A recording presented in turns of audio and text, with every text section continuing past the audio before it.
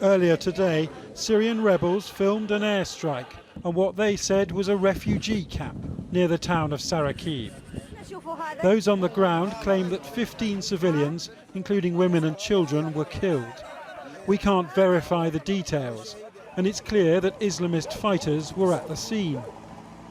But airstrikes, either by Syrian or Russian jets, have certainly intensified in the last week. In this Turkish border hospital, overrun by an influx of Syrian refugees, we found Aya. I am from a village in Syria, she says. The 6-year-old's mother sent her out to buy a pack of biscuits when another airstrike hit. Aya's mother is still trapped there. Turkish doctors operated to try to rebuild her leg this morning. The Russians did this, says Aya's uncle. We know they've been bombing our area for months. What is Syria to the Russians? They should mind their own business. These pictures were filmed in Aleppo just 48 hours ago. We can't tell if the bombers were Syrian or Russian. But even if this is a rebel-held area, there are also civilians, probably too poor to flee from Syria, as millions already have.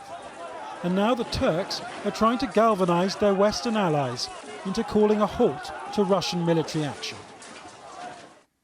The United States and the United Nations know this, that it has to be stopped. But the international community's heart has stopped and is frozen. The first Russian missiles were fired at sea in September. The Russians have always said they're only aiming at terrorists, but Western intelligence reckons over 70% of these jets' targets are not so-called Islamic State, but other rebel groups fighting the Syrian government. Monitoring groups reckon the Russians have killed over 1,500 civilians since their bombing began 4 months ago. In the first week of this month, up to 185 civilians were reported killed, 30 of them children. Human Rights Watch says Russia and the Syrian regime have used internationally banned cluster bombs in at least 14 attacks in the past 2 weeks. And it's believed that 24 out of 45 Russian airstrikes recorded last week were targeting the Aleppo region in northern Syria. The result has been an exodus north, with many Syrian refugees camping out in the open. Tens of thousands have fled according to the UN, but precise numbers are difficult. These buses left the town of Azaz, with refugees complaining that it was full. We pray for a safe road to a safe zone, says this man, though he isn't sure where. Because President Assad's forces are also advancing northwards, while the Turkish border remains closed.